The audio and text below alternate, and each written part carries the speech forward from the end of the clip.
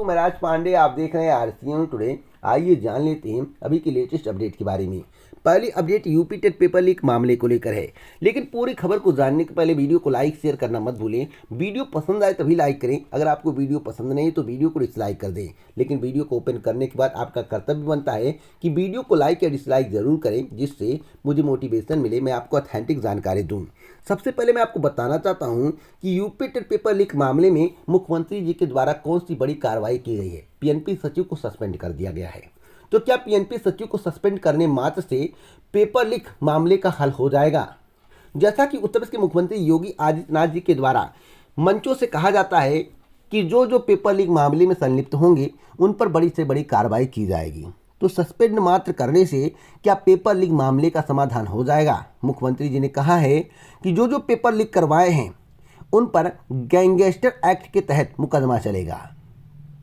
मुख्यमंत्री जी ने कहा है उनकी संपत्ति जब्त कर ली जाएगी।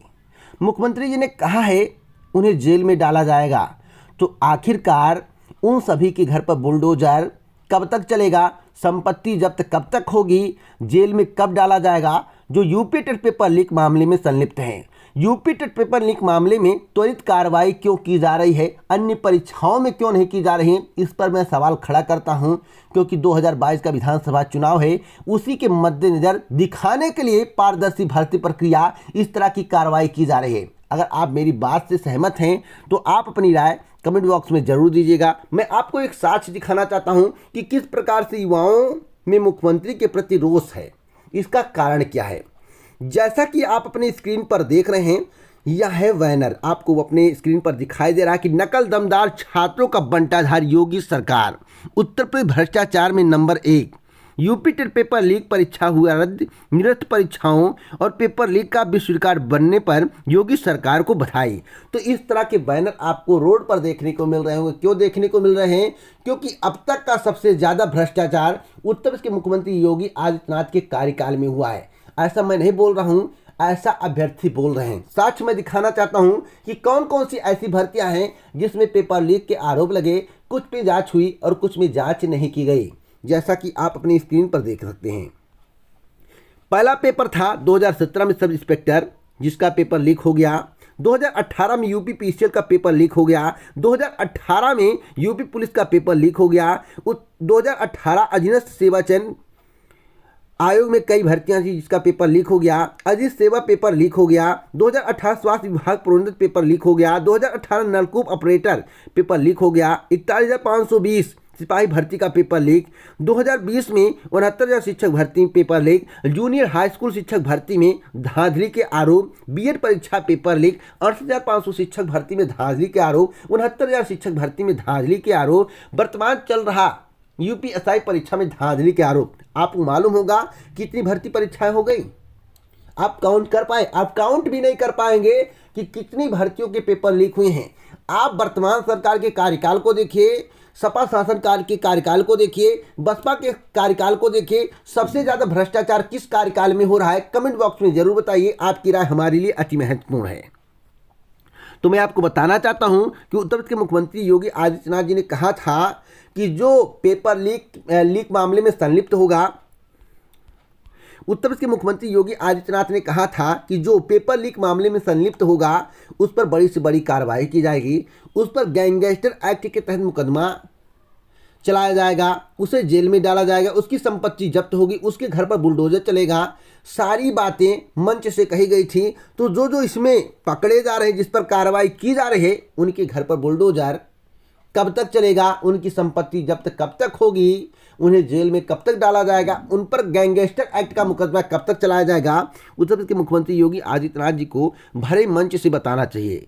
वैसे प्रतियोगी छात्र काफ़ी नाराज हैं वर्तमान स्थिति परिस्थिति को देखकर, और मैं आपको बताना चाहता हूँ कि यूपी SSSC की कई भर्तियां अधर में हैं।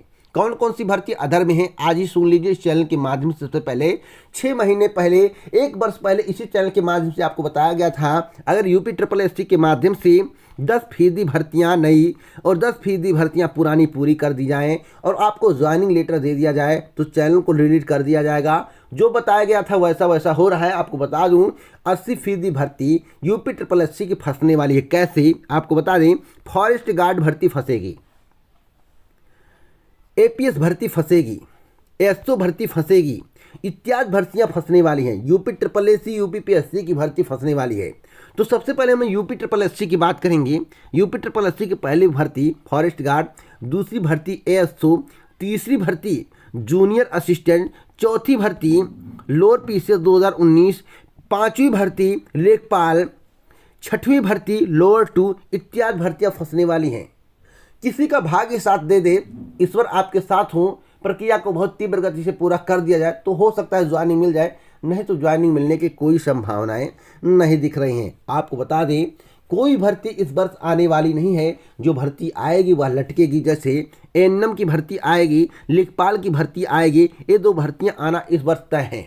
लेकिन क्या भर्ती पूरी हो पाएगी? मैं आपको बताना चाहता हूँ, विज्ञापन आएगा, पूरा आज हो या 4 महीने बाद होगा, लेकिन आपको इंतजार करना पड़ेगा। जिस तरह से बोला गया था कि 6 महीने में भर्ती प्रक्रिया को पूरा करके ज्वाइनिंग दिया जाए, ऐसा कुछ भी नहीं हो रहा है। और मैं आपको बताना चाहता हूं कि पेट लगाकर आपका पूरा कैरियर बर्बाद कर दिया गया। कैसे? पेट में 185 रुपया और आने वाली भर्तियों में 500 लगेगा, 750 लगेगा, 300 लगेगा, इसकी कोई गारंटी नहीं है। तो पेट से भी कमाई हो रही है और आने वाली भर्तियों में जब आवेदन आप करेंगे तब भी कमाई होगी। 50 परसेंटाइल वालों को मुख्य परीक्षा के लिए बुलाया जाएगा, यानी कि मुख्य परीक्षा के लिए अप्लाई करवाया जाएगा। उसके बाद शॉर्ट लिस्ट कर दिया जाएगा और जो परसेंटाइल के हिसाब से सबसे हाईएस्ट होंगे, यानी कि 8000 पोस्ट है लेखपाल का, और मान लीजिए कि 15 गुना कैंडिडेट को बुलाया गया तो 15 गुना 50 परसेंटाइल में से चुना जाएगा जिसका हाईएस्ट होगा, और जो अंतिम छोर पर आएगा यानी कि 15 गुना के अंतिम में आएगा उसी का चयन किया जाएगा, बाकी को बाहर कर दिया जाएगा। तो इसका मतलब है आपके पैसे का भी बंटाधार हो गया। तो जिस तरह से यूपी के युवा यानी कि उत्तर प्रदेश के युवा परेशान है वर्तमान सरकार से, ऐसी परेशानी किसी के शासनकाल में युवाओं को देखने को नहीं मिली है। मैं ऐसा नहीं बोल रहा हूँ, साक्ष्य के साथ बोल रहा हूँ, जैसा कि आप अपनी स्क्रीन पर देख सकते हैं। यहाँ पर देखिए साफ साफ लिखा हुआ है यूपी की परीक्षाओं के बारे में। आपको बता दूँ, पहली परीक्षा सब इंस्पेक्टर, दूसरी परीक्षा यूपी पीसीएल, तीसरी परीक्षा यूपी पुलिस, चौथी परीक्षा अधीनस्थ सेवा पेपर लीक मामला है, स्वास्थ्य विभाग प्रोन्नत पेपर लीक हो गया था। 5वां मामला है नलकूप ऑपरेटर भर्ती परीक्षा पेपर लीक हुआ था 2018 में। 6वां मामला है सिपाही भर्ती का पेपर लीक हुआ था और 69,000 शिक्षक भर्ती का पेपर लीक हुआ था। बीएड परीक्षा पेपर लीक हुआ था, पेट पेपर लीक हुआ था। अक्टूबर 2021 सहायता प्राप्त स्कूल शिक्षक प्रधानाचार्य पेपर लीक हुआ था, यानी कि टीजीटी पीजी भर्ती की बात की जा रही है। नीट का पेपर लीक हुआ था। तो मैं आपको बता दूं, उत्तर प्रदेश में कई भर्ती परीक्षाओं के पेपर लीक हो चुके हैं, आप काउंट नहीं कर सकते हैं। आप इसको काउंट कर लीजिए और पिछले शासनकाल को देखिए, सबसे ज़्यादा भ्रष्टाचार किस शासन के काल में हो रहा है और कितनी बड़ी कार्रवाई की जा रही है। चुनाव नहीं होता तो यूपी टेट का पेपर भी रद्द नहीं होता। जानकारी के लिए वीडियो को पूरा देखा करिए। साथ साथ मैं आपको बता दूं, आदर्श आचार संहिता में काफ़ी भर्तियां फंसने वाली हैं। कौन कौन सी भर्ती फंसेगी पूरी जानकारी मेरे द्वारा आपको अभी दी गई है। आपको बता दें कि जनवरी के दूसरे या तीसरे सप्ताह में आदर्श आचार संहिता लागू कर दी जाएगी।